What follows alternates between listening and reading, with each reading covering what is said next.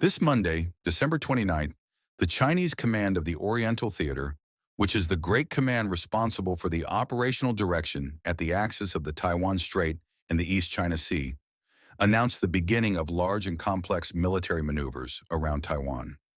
In practice, when this command speaks, it is not a force speaking, it is the joint gear that integrates land, naval, air forces, and the rocket and missile forces. The political message was also wrapped in the military text, with the exercise described as a serious warning against any independence-making impulse in Taiwan, and also against external forces interfering. That is, on the one hand, it points to Taipei, and on the other, it speaks directly to Washington. China did not only announce patrols or training, specifying tasks such as readiness, critical areas, control and blocking maneuvers. When a military command talks about blocking and control of ports, this is not a metaphor, with blocking being able to be done in many ways, such as by physical negation of routes, by pressure of law, and fact through inspections, prohibitions, and the creation of prohibited areas, by air negation through the threat of intercepting, and by attacks on critical infrastructures if the scenario scales.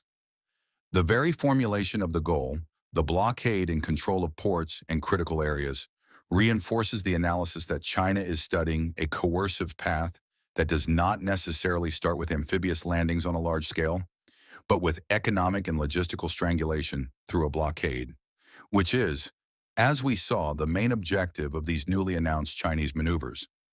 As it was disclosed, there was a description of 5 main zones for activities of real fire around Taiwan, and in parallel, warnings that pointed to a total of 7 zones in the wider area, adding military exercises and the application of the maritime law. When we put all this on the map, the effect is obvious.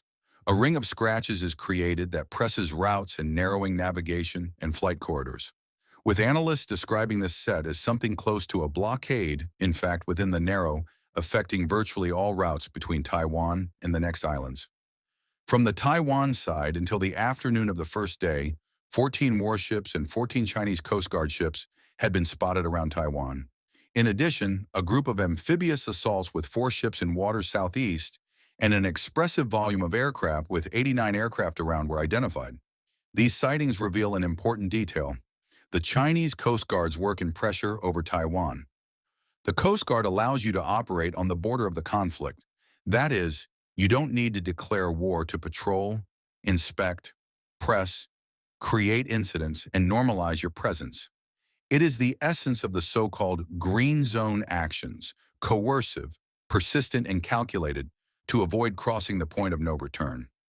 In a blockade scenario, this matters a lot because a blockade can start discreetly, like quarantine, selective surveillance, creation of dangerous areas, and going on tightening and becoming harder, according to the target's response in the international community.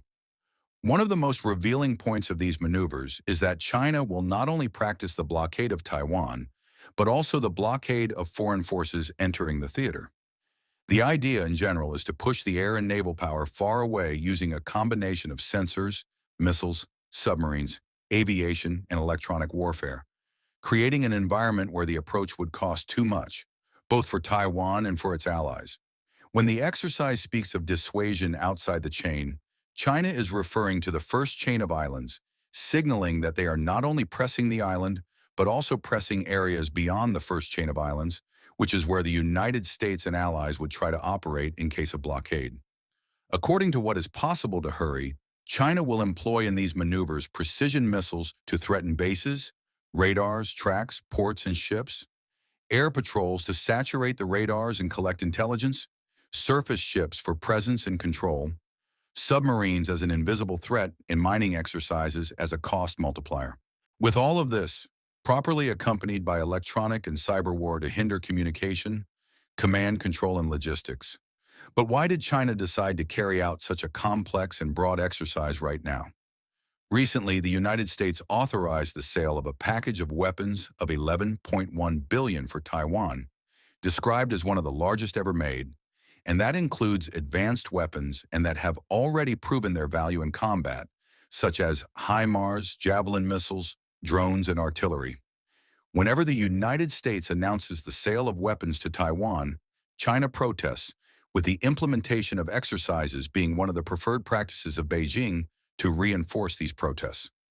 From the American point of view, there is a legal and political framework, with the United States recognizing China diplomatically, but maintaining unofficial relations with Taiwan.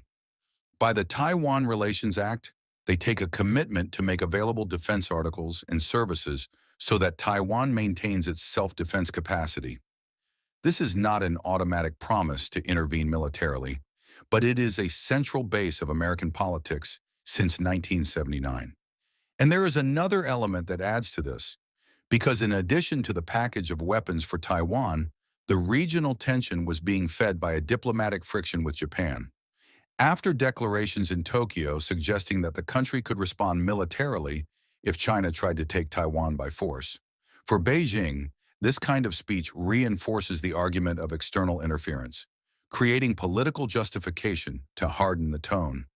Every big maneuver comes accompanied by narrative, with Chinese reinforcing the aesthetics with posters and propaganda videos with nationalist language, including posters of justice, control and denial, and even audio-visual pieces with robots and armed robot dogs. What we are seeing now follows a pattern already observed, with Beijing using exercises in politically sensitive moments to mark its position. And year after year, these maneuvers increase in complexity, with greater emphasis on blocking simulation and the integration of multiple forces. The risk here is the normalization, because the more an exercise looks like a block, the more the world gets used to it, and the easier it is to take the next step without an immediate shock. The big question at the end is simple and uncomfortable.